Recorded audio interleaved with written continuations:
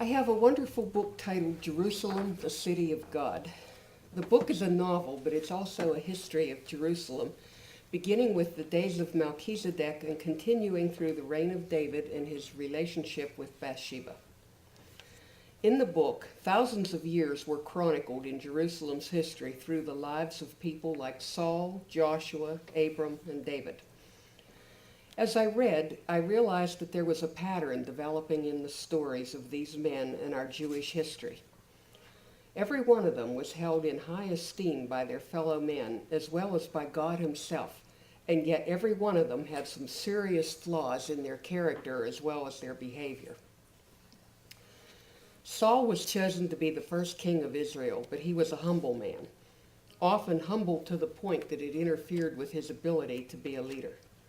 Saul also had a notoriously bad temper, bad to the point that people often had to hide from his rages or risk being beaten. Joshua was a spy who became the leader of the 12 tribes of Israel after Moses died. His flaw, he loved war. He thrived on war. Whatever the question, war was Joshua's answer to it. Abraham was chosen by God to be the father of our people. In spite of that, he questioned and doubted everything that God told him. He didn't just accept God's word, he had to be convinced.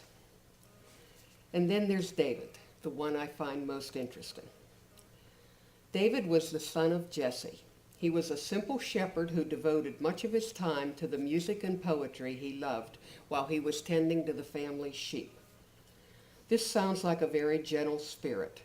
You can almost hear him getting teased by his 7 older brothers.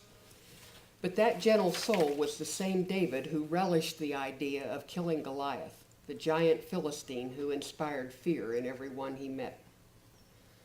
After killing Goliath, young David was taken into the household of King Saul, and he used his music to soothe the king's rages.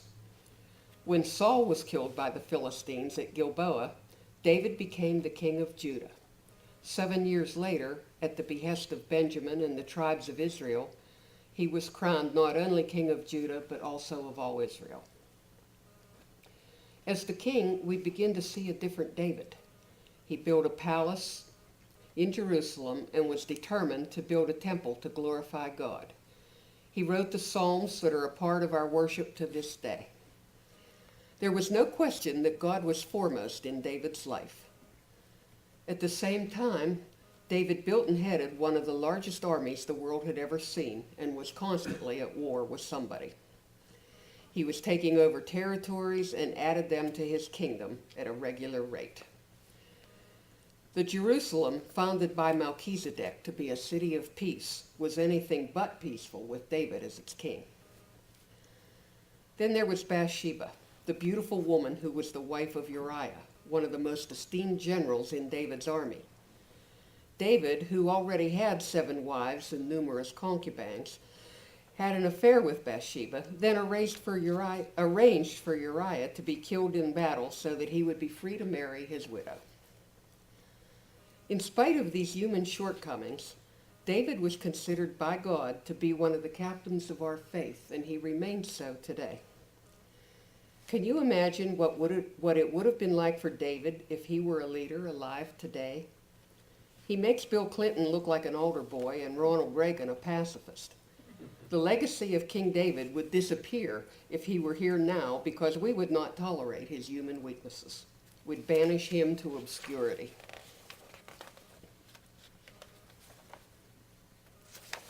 Paper's not cooperating. I'm not sure where in history people decided that we should all be perfect, but I suspect that it might have been with the Puritans when they came to this country, and we're all still suffering under their mindset. Throughout the Bible, we're told that the Lord loves the righteous, and we strive to attain that status, but nowhere does it say that righteous and perfect are the same thing. That's one of our modern misconceptions. Mohandas Gandhi, who peacefully brought about radical changes in India, said in 1942, "Glory lies in the attempt to reach one's goal, not in reaching it." Gandhi understood that intent was as important as results, and I suspect that God may judge us the same way. It seems obvious by the flawed people who are pillars of our faith that God looks at the total package, flaws and all, then makes decisions based on the big picture. Why can't the rest of us do that? With others as well as ourselves. I serve on the boards of numerous organizations, and it always amazes me at the incredible things some groups of people, of very imperfect people, can achieve.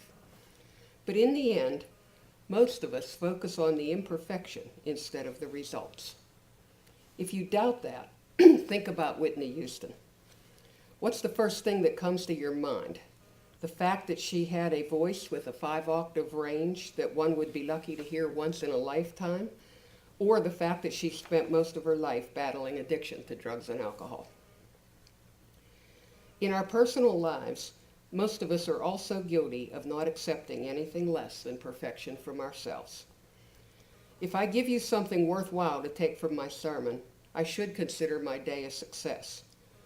But I won't, unless I've also done my best at my job, have a clean house, a brushed dog, no piled up laundry, no dishes in my sink, and am wearing clothes that don't embarrass my children. And that last one will never happen. Every aspect of my life has to measure up to the lofty standards I set for myself, or I consider myself a failure. So many of us do that, and we shouldn't. No one's judgment of us is as stringent as our own, probably not even God's. No wonder so many people are depressed. We've spent thousands of years learning from King David's virtues. Maybe it's time we also started learning from his shortcomings. It's okay to be less than perfect. It's okay to just be us. As Mr. Rogers said, you're special just by being you. His message was meant for children, but I think we adults need to hear it as much as the children do. Maybe more. Children don't beat themselves up for their imperfections. We adults do. We are God's chosen people, flaws and all. If he can love us and use us as we are, let's try to do that much for ourselves and all the people we come in contact with. It would make all of our lives a lot easier if we did.